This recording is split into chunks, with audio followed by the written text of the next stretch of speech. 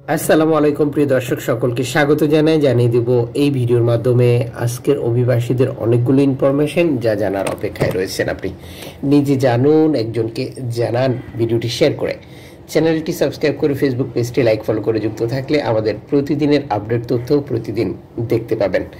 জীবন এবং জীবিকার সন্ধানে আরও উন্নত ভবিষ্যতের আশায় বিটি মাটি বিক্রি করে ধার দেনা করে সুদূর উপরে টাকা নিয়ে বাংলাদেশিদের ইউরোপে আসার যে ইচ্ছা স্বপ্ন তা অব্যাহত রয়েছে।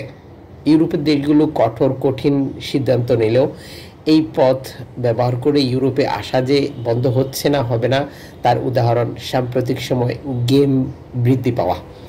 সর্বশেষ যে গেমগুলো পরিচালিত হয়েছে তিনটি উপকূলে, যেটি মধ্যপ্রাচ্য থেকে সাইপ্রাস আসার চেষ্টা, তুরস্ক থেকে গ্রিস, লিবিয়া থেকে ইতালি, তিউনিসিয়া থেকে ইতালি, আফ্রিকার বিভিন্ন দেশ থেকে স্পেনে আসার সকল ইনফরমেশন এই ভিডিওতেই থাকছে। আপনার কাছে অভিবাসীদের কোনো ইনফরমেশন, আপনার কোনো জিজ্ঞাসা, আপনার কোনো মতামত থাকলে কমেন্টস করুন এখনই।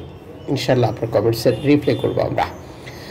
অ্যালামফোন রেডিও টেকনোলজি সর্বশেষ এক্স হ্যান্ডেলে দেওয়া এক বার্তা নিশ্চিত করেছে 22 জন শরণার্থী ভূমধ্যসাগর ব্যবহার করে যেটি সাইপ্রাস উপকূলে অবস্থান করছে, তারা আশঙ্কা করছে যে নৌকাডুবির মতো ঘটনার শিকার হতে হবে তাদেরকে, অথবা পুশব্যাকের বা আরও জটিল কোনো বিষয়। এখানে অ্যালামফোন সাইপ্রাস কর্তৃপক্ষের বিভিন্ন বিষয় তুলে ধরেছেন। অ্যালামফোন গত কয়েক বছরে সাইপ্রাস উপকূলে নৌকাকে সহযোগিতা না করা সহ আরও মানবাধিকার লঙ্ঘনের মতো পরিস্থিতিগুলো তুলে ধরেছেন। 2020 সালের পর থেকে সাইপ্রাস উপকূলে এই পরিস্থিতি কন্টিনিউ অব্যাহত রয়েছে। এখানে যে বিষয়টি যুক্ত করতে হবে, মধ্যপ্রাচ্য সংকটে সাইপ্রাস মনে করতে লক্ষ লক্ষ অভিবাসী তাদের উপকূলে আসবে, আর যে কারণে তাদের এই কঠোর অবস্থান। আপনারা জানেন যে মধ্যপ্রাচ্য সংকটে লক্ষ লক্ষ ফিলিস্তিনি অসহায় নিরুপায় অবস্থায় দিন যাপন করছে। আর এই পরিস্থিতিতে সাইপ্রাস কঠিন অবস্থায় অবস্থান করার মূল কারণ হচ্ছে যাতে করে কোনো অভিবাসী না আসতে পারে, যারা এসেছে তারাও যেন ঢুকতে না পারে, আর এই বার্তাটি বাকি লোকজনের কাছে যায়, তারা যেন এই পথ ব্যবহার করে সাইপ্রাসে আসার চেষ্টা না করে। এদিকে এনজিও সংস্থা হিউম্যানিটি ওয়ান সর্বশেষ এক্সেন্ডেলে দেওয়া বার্তায় নিশ্চিত করেছে, আমরা একটি নৌকা থেকে 125 জন শরণার্থীকে উদ্ধার করেছি। লিবিয়া থেকে ছেড়ে আসা এই দুর্দশাগ্রস্ত অভিবাসীদেরকে উদ্ধার করার পর আমরা ইতালি কর্তৃপক্ষের কাছে আহ্বান জানিয়েছি তাদেরকে নামার অনুমতি দেওয়ার জন্য। ইতালি কর্তৃপক্ষ আমাদেরকে একটি স্থান নির্ধারণ করে দিয়েছে যেখানে যেতে হলে আমাদেরকে 1500 কিলোমিটার পাড়ি দিতে হবে, যা দুঃখজনক। বর্তমান আবহাওয়া পরিস্থিতি উচ্চতর ঢেউ রয়েছে, যা মোকাবেলা করতে হবে আমাদেরকে। আর এই পরিস্থিতিতে নৌকায় থাকা অভিবাসীরা এমনিতেই বিপদগ্রস্ত, হতাশাগ্রস্ত বা মানসিকভাবে অস্বস্তিতে ছিল। তারপর দীর্ঘদিন শিপে থাকার পর তাদের পরিস্থিতির ব্যাপারে আপনারা অবগত রয়েছেন, যা সত্যি দুঃখজনক। কঠোর ডানপন্থী জর্জিয়া মেলোনির সরকার ক্ষমতা গ্রহণ করার পর এনজিও সংস্থাগুলোর কার্যক্রম সীমিত করা, বাধা দেওয়ার জন্য এই বিধিনিষেধ জারি করে, যা এখনও অব্যাহত রয়েছে। হিউম্যানিটি ওয়ান তাদের শরণার্থী নামানোর জন্য স্বপ্ন উদ্দেশ্যের পথে এরই মধ্যে রওনা দিয়েছে। এদিকে স্প্যানিশ কর্তৃপক্ষ সর্বশেষ বার্তা নিশ্চিত করেছে 15 জন শরণার্থীকে তারা উদ্ধার করেছে একটি প্লাস্টিকের নৌকা থেকে, যারা আটলান্টিক সাগর পাড়ি দিয়ে তাদের উপকূলে আসার চেষ্টা করছিল। বিপদগ্রস্ত অবস্থায় শনাক্ত করার পর সেখানে উদ্ধার অভিযান পরিচালনা করে এবং তাদেরকে উদ্ধার করে নিরাপদ স্থানে হস্তান্তর করে। এদিকে ব্যালিয়ারিক দ্বীপপুঞ্জের যেটি সর্বশেষ বার্তা নিশ্চিত করেছে 65 জন শরণার্থী সরাসরি উপকূলে এসে প্রবেশ করে, যা স্প্যানিশ কর্তৃপক্ষ ভেরিফাই করেছে। অভিবাসীদেরকে উদ্ধার করে নিরাপদ স্থানে হস্তান্তর করা হয়। এদিকে লিবিয়া জুড়ে অভিবাসী বিরোধী কঠোর অবস্থান তা জানান দিচ্ছে আবারও লিবিয়ার বিভিন্ন মিলিশিয়া বা সিকিউরিটি গ্রুপগুলো।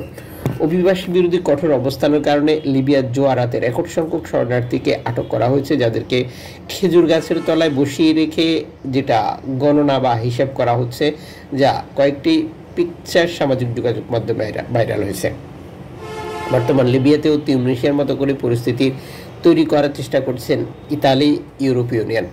তিউনিসিয়াতে অভিবাসী বিরোধী কঠোর অবস্থানের কারণে বর্তমান বিপদগ্রস্ত অভিবাসী ছাড়া টোটাল অভিবাসীর সংখ্যা একবারে কমে এসেছে, কারণ তিউনিসিয়াতে এখন কেউ যেতে যাচ্ছে না। শুধুমাত্র ইতালিতে আসার উদ্দেশ্য নয়, যে সকল অভিবাসী সেখানে ব্যবসা করত, যারা দীর্ঘদিন থেকে অবস্থান করত, তাদের বিরুদ্ধেও তিউনিসিয়ার বর্তমান ফ্যাসিস্ট স্বৈরাচার সরকার কাউস সাইদের নেতৃত্বে তার দোসররা নানাভাবে যে অভিযান, যে অত্যাচার চালাচ্ছিল, যা নিয়ে মানবাধিকার সংগঠনগুলো সোচ্চার থাকলেও সেই অভিযান, সেই অত্যাচার কিছুতেই কমেনি। আর একই প্রক্রিয়া বর্তমান লিবিয়ার বিভিন্ন স্থানেও পরিচালনা করার চেষ্টা করছে, যেটা ইতালির অর্থায়নে। আপনারা জানেন যে তথাকথিত চুক্তির নামে এমনিতেই ভূমধ্যসাগর থেকে শরণার্থীদেরকে আটক করেন লিবিয়ান মিলিশিয়া গ্রুপ কোস্টগার্ডরা। এরপরে এখন ভিতরেই একই পরিস্থিতি তৈরি করার চেষ্টা করছে। আর এর মূল উদ্দেশ্য হচ্ছে অভিবাসীদের মধ্যে একটি ভীতি সৃষ্টি করা, যাতে করে অভিবাসীরা লিবিয়ার উপকূল ব্যবহার করে ইতালিতে যাওয়ার চেষ্টা না করে। আপনারা কি মনে করেন বর্তমান প্রধানমন্ত্রী জর্জিয়া মেলোনি এবং তার এই কৌশল সফল হবে, নাকি এনজিও সংস্থাগুলো যে বক্তব্য দেয় অভিবাসীরা হচ্ছে পানির মতো, যখন যে রাস্তা পাবে তখন সেই রাস্তা ব্যবহার করে তাদের স্বপ্ন উদ্দেশ্য সফল করার চেষ্টা চালিয়ে যাবে? এদিকে ল্যাম্পেদুসা হটস্পট কর্তৃপক্ষের কাছে সর্বশেষ 83 জন শরণার্থীকে হস্তান্তর করার তথ্য দিয়েছে শিয়া ফ্রাঙ্ক। বিপদগ্রস্ত অবস্থা থেকে অভিবাসীদেরকে উদ্ধার করা হয়। লিবিয়ার জোয়ারা থেকে ছেড়ে আসা এই 83 জন শরণার্থীকে শিয়া ফ্রাঙ্ক উদ্ধার করেছিল। উদ্ধার করার পর ইতালির কোস্টগার্ডের কাছে তাদেরকে হস্তান্তর করে।